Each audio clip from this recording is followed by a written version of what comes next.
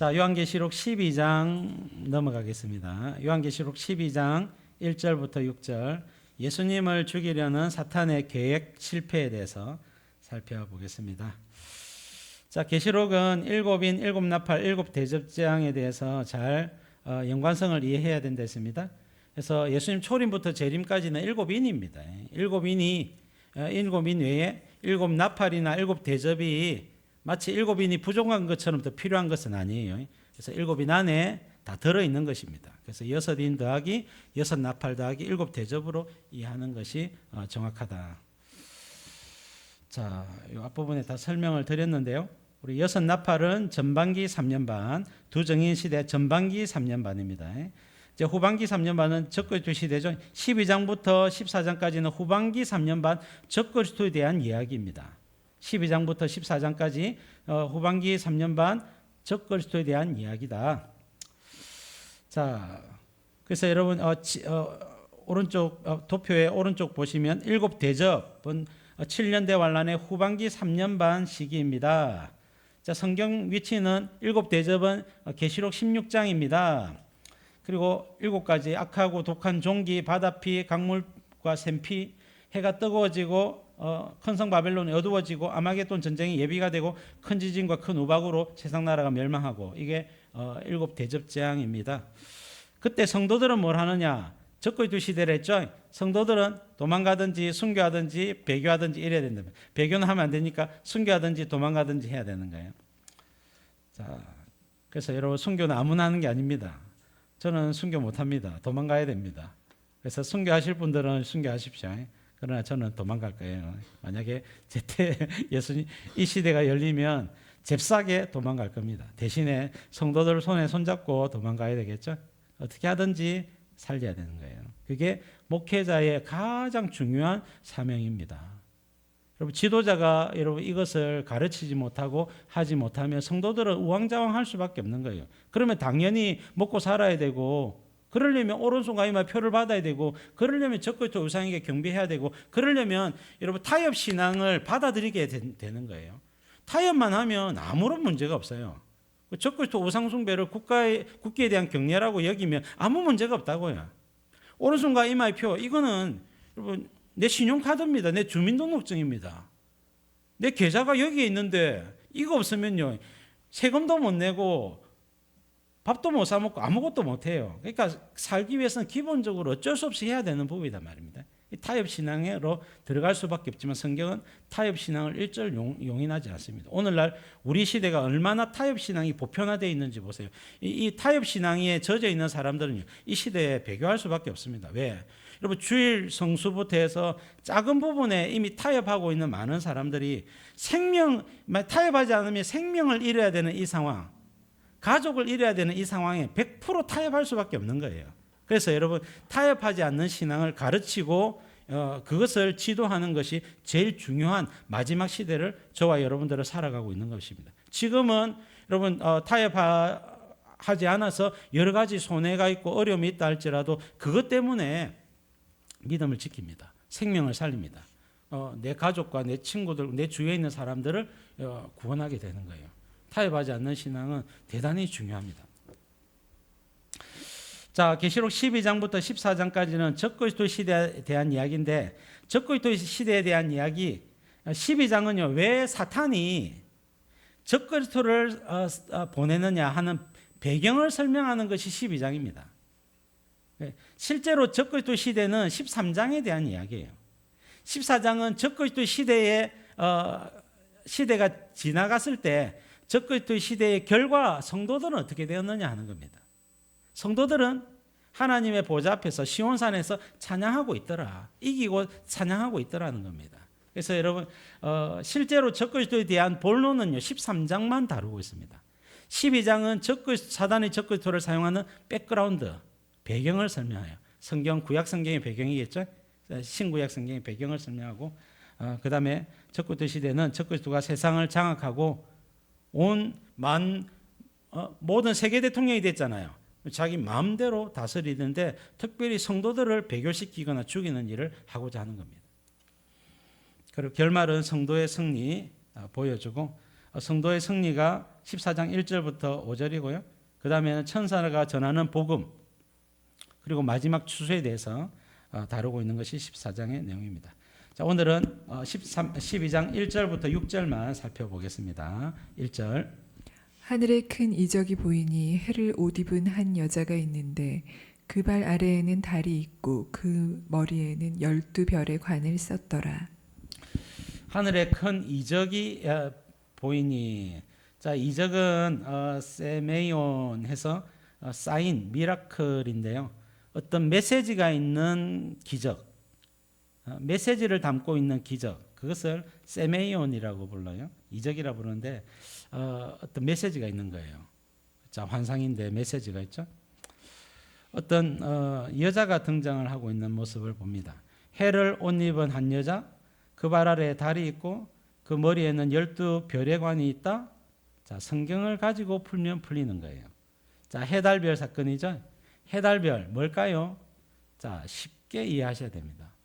여러분, 시편이나 뭐 욥기나 구석에 있는 그런 말씀들을 찾기도 쉽지 않을 뿐만 아니라 찾아도 이처럼 선명한 말씀은요, 우리가 쉽게 알고 있는 내용이 있습니다.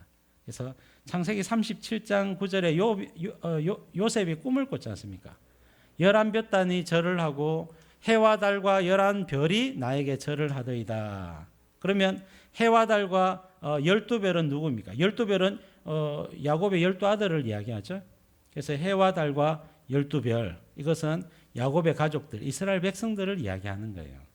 그래서 야곱이 요셉의 꿈을 듣고 10절에 보니까 나와 내 어머니와 내 형들이 참으로 가서 땅에 엎드려 내게 절을 하겠느냐라고 이야기를 했습니다. 그러니까 해와 달과 12별은 무엇입니까?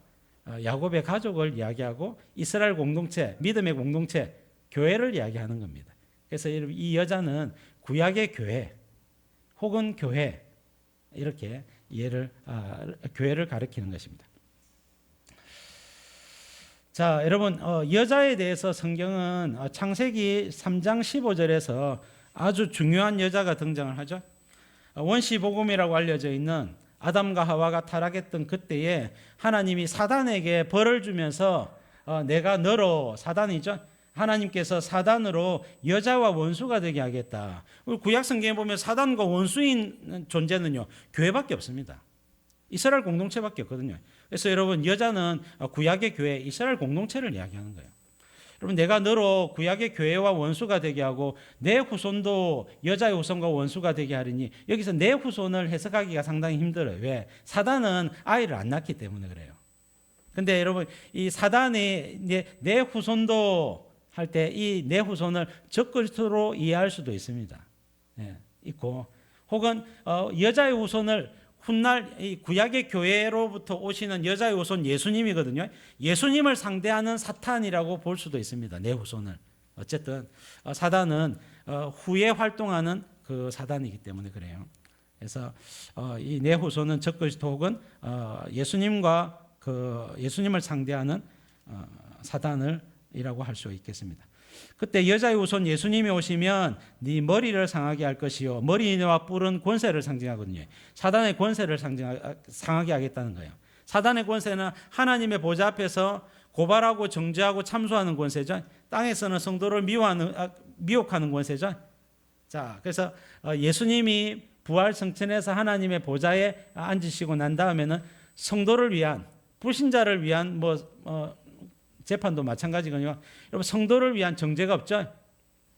성도를 위해서는 예수님이 대신 벌을 받아주고 재판을 받으셨기 때문에 성도를 위한 재판 자체가 열리지 않습니다. 그리스도 예수 안에 있는 자 결코 정죄함이 없죠. 사단의 권세가 이제 하늘에서 사단이 아무것도 할 수 있는 일이 없는 거예요. 실업자가 된 겁니다. 그래서 하늘에서 하나님께서, 야 사단아, 네 의자에 앉아가지고 자꾸만 왔다 갔다 하지 말고 이제 할 일이 없으니 올라오지 말거라 하고는 땅으로 내쫓아버리는 거예요. 그게 여러분 12장 7절 8절 9절, 사단이 하늘에서 있을 곳을 얻지 못한지라. 그래서 미가엘과 천군 천사들과 사단과 쫄개 천사들이 싸워가지고 사단이 패해가지고 땅으로 내어 쫓겼다는 내용이 기록되어져 있는 것입니다. 그래서 여러분, 여자의 우선 예수님이 오시면 사단의 권세를 상하게 한다. 1단계가 예수님이 하나님 보좌 우편에 앉았을 때 하늘 보좌에서 정죄하고 참수하고 고발하는 권세를 깨뜨리고, 두 번째는 예수님의 재림하심으로 사단을 요한계시록 20장에 보면 무저갱에 던져놓죠. 무저갱에 던져놓고 열쇠를 가지고 잠궈버린단 말입니다. 그래서 만국을 1000년 동안 미혹하지 못하게 했죠. 사단이 두 번째 권세가 상해진 겁니다. 물론 그 전에 복음이 전파되는 곳마다 사단의 권세가 물러가요. 점점 물러가다가 예수님 재림할 때 감옥에 갇히고 1000년 뒤에 두부 한 번 먹고 추록하지 않습니까? 무저갱에서 추록하게 될 때 그때 모든 전 세계에 있는 불신자들과 다 모아가지고 하나님의 예수님과 또 성도들의 진영과 함께 싸우려고 한단 말이에요. 그때 갑자기 하늘에서 불이 내려서 이 모든 사탄과 모든 불신자들을 불태워서 심판을 하게 됩니다. 그게 계시록 20장 7절부터 10절에 나오는 곡과 마곡 전쟁이죠. 곡과 마곡 전쟁을 보더라도 여러분 천년왕국 시대에는 불신자들이 있다 하는 것을 보여주는 겁니다. 불신자들이 없으면 사단이 무저갱에서 나와가지고 누구를 모은단 말입니까? 짐승들, 야 사자야 호랑이야 나 모여라, 다시 우리의 세상을 만들자. 짐승들 상대할 게 아닙니다. 그래서 재림 예수님 시대에 천년왕국 시대에 분명히 여러분 불신자들이 세상에 존재하고 있음을 여러 가지로 암시하고 있는 겁니다. 자, 그래서 여러분 사단의 권세가 상하게 할 것이요 너는 그의 발꿈치를 상하게 할 것이니라 하시고, 이것은 예수님을 십자가에서 죽게 하는 사건을 보여주는 것입니다. 자, 여자 구약의 교회를 이야기하죠. 자, 2절 말씀. 이 여자가 아이를 베어 해산하게 되매 아파서 애를 쓰며 부르짖더라.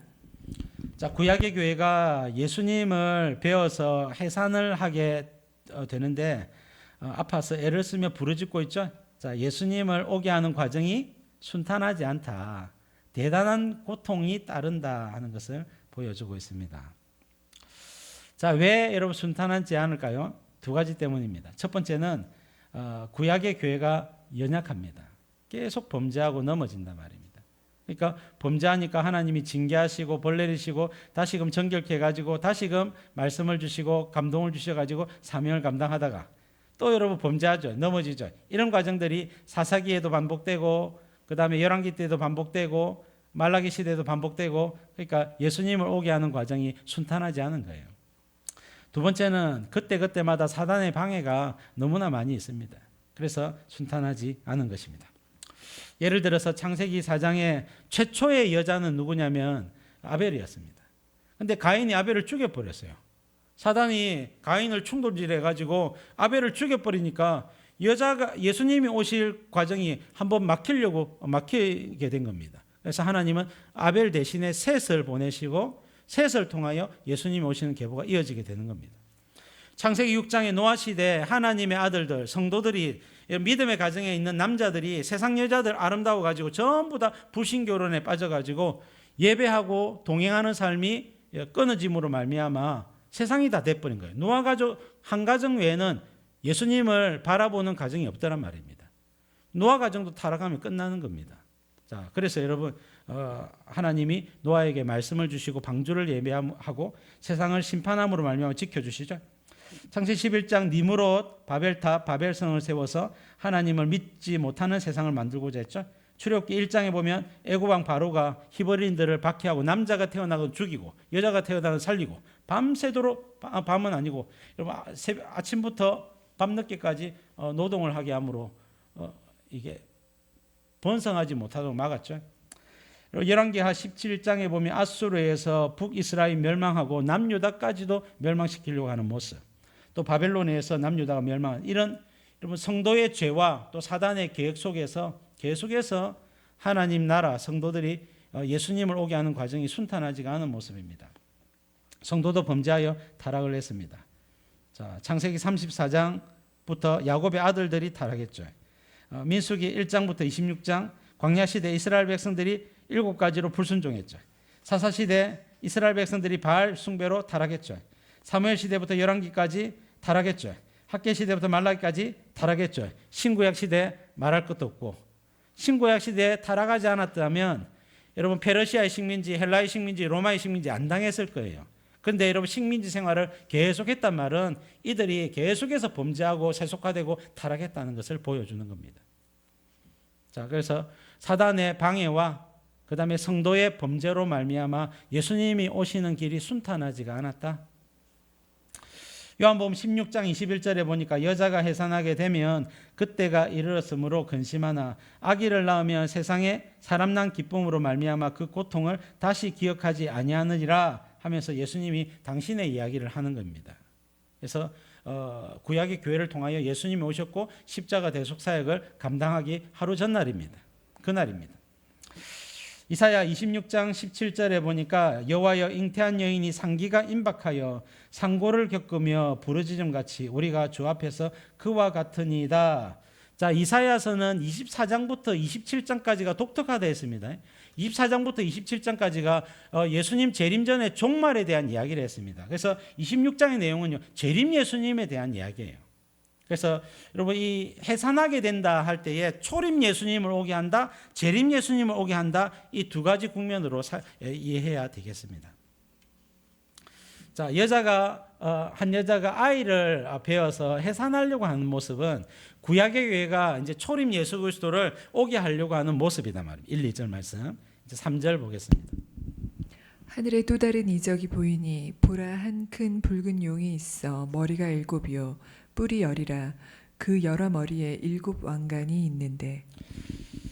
자, 하늘에 두 번째 다른 이적을 봤습니다. 첫 번째 이적은 하나님의 교회가 예수님을 오게 하려고 하는 그런 환상을 봤고, 두 번째 이적은 사탄에 대한 이적을 봤어요. 환상을 봤단 말입니다. 그래서 한 큰 붉은 용은 사탄이죠. 자, 12장 9절에도 큰 용이 내쫓기니 옛 뱀 곧 마귀라고도 하고 사탄이라고도 하며 온 천하를 깨는 자라 그랬죠. 그래서 한 붉은 용은요 사탄입니다. 자, 붉은 용 사탄이 머리가 7이요 뿔이 10이고 7 왕관을 썼다 그렇게 말씀을 하고 있죠. 자, 7머리와 10뿔입니다. 자, 왕관은 7머리에 썼기 때문에 7머리와 10뿔이 사단의 특징입니다. 자, 이것이 계시록 17장에도 등장을 하는데 7머리와 10뿔을 잘 이해하셔야 됩니다.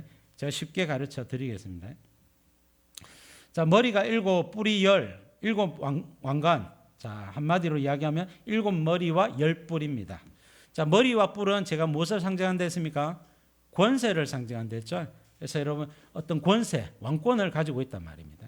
자, 7머리는요 사단이 7나라를 다스렸다. 7머리는요 7나라의 권세를 이야기하는 겁니다. 자, 좀 이따 설명드릴게요. 왜 그런지. 자, 10뿔은 자주주권 국가 시대의 왕들을 10뿔이라 표현한 겁니다. 자, 여러분 계시록 17장 9절을 바로 보겠습니다. 지혜 있는 뜻이 여기 있으니 그 7머리는 여자가 앉아 7산이요 또 7왕이라 5은 망하였고 하나는 있고 다른 하나는 아직 이르지 아니하였으나 이르면 반드시 잠시 동안 머무르리라. 자, 계시록 17장은 적그리스도에 대한 이야기를 하고 있어요.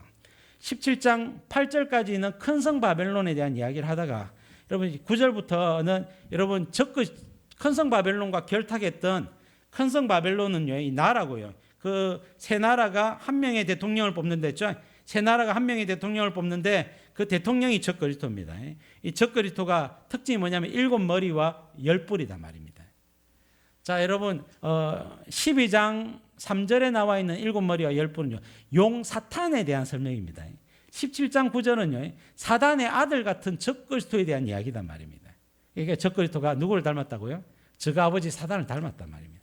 예수님이 아버지 하나님을 닮았듯이 적그리스도는 사단을 닮은 거예요. 그래서 그 대표적인 특징이 7머리와 10뿔이다라고 말씀을 하고 있습니다. 자, 그런데 설명을 하고 있죠. 자,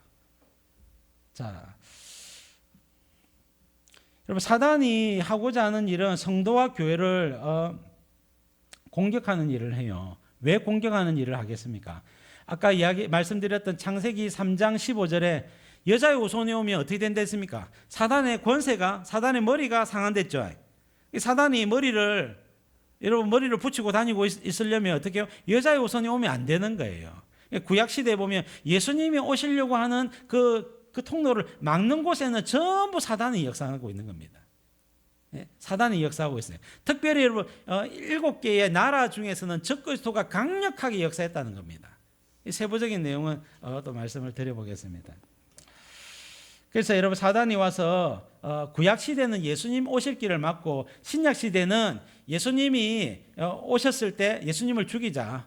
예수님이 십자가에 달리기 전에 죽이자. 예수님 십자가 달아 죽인 것도 사실은요 사단의 계획이다 말입니다. 왜? 사단은요 예수님을 죽이는 것이 목적입니다. 사단이 예수님이 못 오게 하는 것이 목적이라고요. 그래가지고 드디어 가룟 유다를 설득하고 감동시키고 그 다음에 제사장과 사내들인 공회를 설득하고 그 다음에 본디오 빌라도에게 감동을 줘서 예수님을 십자가에 못 박아 죽이도록 해서 자기의 뜻을 이뤘는데 여러분 그래서 만세 했는데 3일 만에 예수님 부활해 버렸네요. 그래 된 겁니다. 자기께 자기가 넘어간 것이 십자가 사건이라고요. 자 여러분 적그리스도가 활동했을 한 것에 대해서 17장 9절은 자 17장 9절에 다섯은 망하였고 했죠. 다섯은 지금 요한이 요한계시록 기록할 때는요 AD 95년경 로마 시대입니다. 자 그래서 이 7나라를 이야기하는데 다섯 나라는 망했단 말이에요. 여러분 그 7머리는 여자가 앉아 7산이요. 고대는 산에다가 도시를 만들었고 나라를 세웠거든요. 7산은요 나라를 도시를 이야기하는 겁니다. 그리고 그 나라를 다스렸던 7왕이단 말입니다. 자 다섯은 망하였고 로마 시대에서 보니까 과거에 5개의 나라가 망했단 말입니다. 그 나라가 뭐냐? 자 하나는 있고 다른 하나는 아직 이르지 아니하였으나 이러면 반드시 잠시 동안만 머문다 했죠. 자 그래서 망한 5개의 나라가 뭐냐? 자 첫 번째가 출애굽기 1, 2장 나오는 애굽입니다.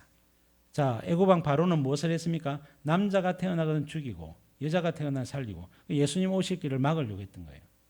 자 그 앞에도 니무롯이라고 하는 왕이 적그리스도의 모형이라 했죠. 그러나 그거는 워낙 고대에 있었기 때문에 그것은 일단 뭐 겹치는 부분이 있지만은 빼자 말입니다. 빼자. 두 번째가 자 사사기가 아니고 이사야입니다. 이사야 37장에 보면 열왕기에서도 나오죠. 아수르 왕 사네립이 18만 5천 명의 군대를 거느리고 예루살렘과 히스기야를 죽이려고 했어요. 멸망시키려고 했습니다. 그래서 아수르의 군대는 다 옮기거든요. 나라를 멸망시키고 민족 말살 정책을 쓰는 겁니다. 그래서 두 번째 왕은 아수르 나라고 사네립 왕입니다. 자, 세 번째 나라는 바벨론 왕 느부갓네살입니다. 그래서 두라 평지에 금신상을 세운 것도 그렇고 하나님을 유다 나라를 멸망시키고 예수님 오실 길을 막으려고 했던 일에 사단이 바벨론 왕 느부갓네살을 사용한 겁니다. 네 번째는 페르시아입니다. 페르시아는 에스더서에 보면요. 에스더서 4장에 보면 하만이 유대인들을 제국 안에 있는 모든 유대인들을 다 죽이려고 해요. 왜 그렇습니까?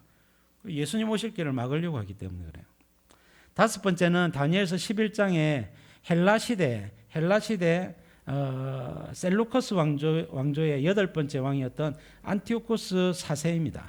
안티오코스 에피파네스인데요. 이 에피파네스라고 하는 말은 별명인데 신의 현현이라는 말인데 유대인들은 에피파네스는 무슨 에피마네스다. 미치갱이 미친놈이란 뜻인데요. 그래서 안티오코스 에피마네스다 이렇게 별칭을 해서 부르기도 했는데 공식적인 명칭 안티오코스 4세 혹은 안티오코스 에피파네스입니다. 그가 여러분 자기가 다스리는 동안 BC 171년부터 164년까지 7년 동안 예루살렘을 공격하되 후반기 3년 반 동안 168년부터 164년까지 3년 반 동안 예루살렘과 이스라엘 백성들을 혹독하게 죽이고 괴롭혀요. 그래서 여러분 적그리스도의 모형입니다. 자, 헬라는 망했죠. 그래서 애굽, 아수르, 바벨론, 페르시아, 헬라 이 5개 나라는 로마 시대에서 볼 때는 망했단 말입니다. 그리고 여러분 하나는 지금 있고 로마가 지금 있단 말입니다. 로마 시대에 대표적인 사건은 마태복음 2장에 보니까 헤롯 왕이 베들레헴의 아기들을 주살 밑으로 다 죽였던 사건이 있죠. 그것이 바로 사단 적그리스도가 활동했던 사건입니다.